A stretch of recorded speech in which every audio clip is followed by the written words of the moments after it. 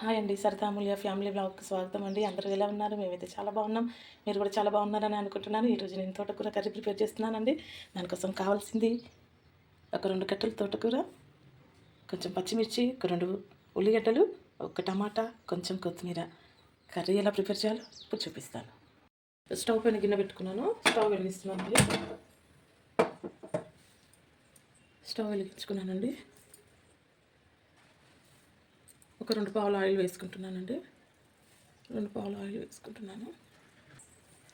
ఇప్పుడు ఆనియన్ వేసుకుంటున్నాను. ఆయిల్ వేసింది, పచ్చిమిర్చి కూడా వేసుకుంటున్నానండి.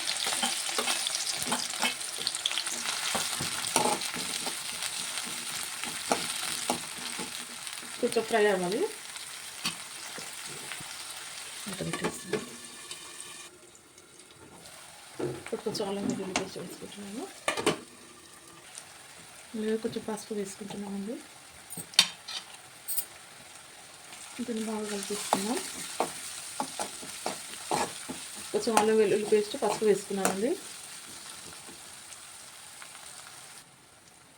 ఇప్పుడు తోటకూర వేసుకుంటున్నానండి. అల్లం వెల్లుల్లి పేస్ట్ చక్కగా వేగింది. తోటకూర వేసుకుంటున్నాను.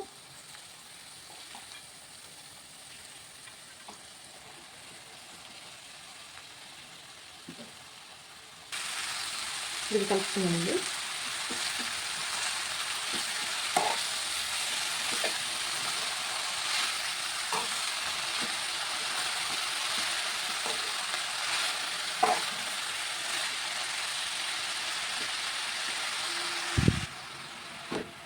అది చక్కగా కలుపుతున్నానండి.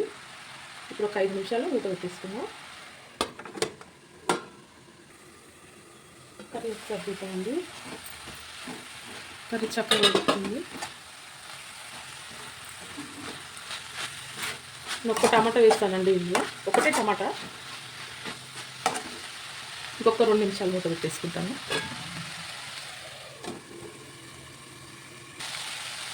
ఈ కర్రీలో ఒక టమాటా వేసుకుంటున్నానండి. కట్ చేసి పెట్టుకున్నాను కదా, ఒక టమాటా వేసేసుకున్నాను. ఇది ఒకసారి కలిపేసుకున్నాను. టమాటా వేసాక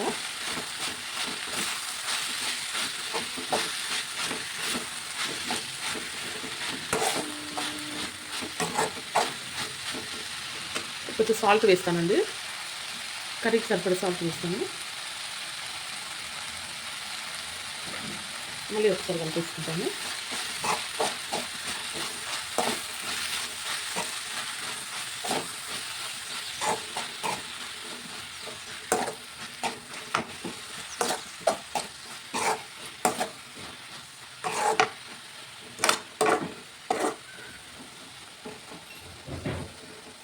ఒకసారి మూత పెట్టేస్తానండి. మళ్ళీ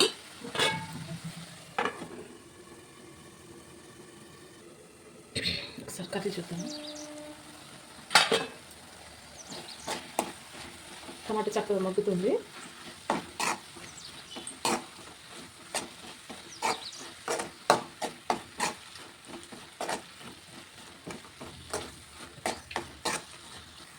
టమాటా మెత్తగా అయ్యేదాకా ఇలా కలుపుకోవాలండి. లేకపోతే టమాటా ముక్కలు అలాగే ఉండిపోతాయి. అందుకోసం కొంచెం ఎక్కువ కలుపుకోవాలి. ఇప్పుడు మళ్ళీ ఒక 2 నిమిషాలు మూత పెట్టేసుకుంటాను నేను.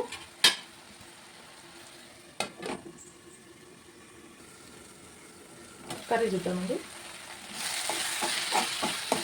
కర్రీ అయితే అయిందండి చక్కగా.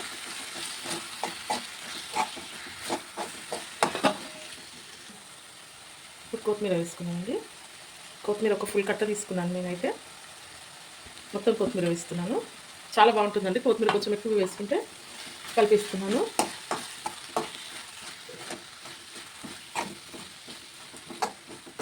నా కర్రీ వీడియో మీకు నచ్చినట్టయితే లైక్, షేర్, సబ్స్క్రైబ్ మర్చిపోకండి. ఓకే అండి. తోటకూర టమాటా కర్రీ ప్రిపేర్ అయింది. ఎలా ఉందో చూసేయండి. ఓకేనండి. బాయ్.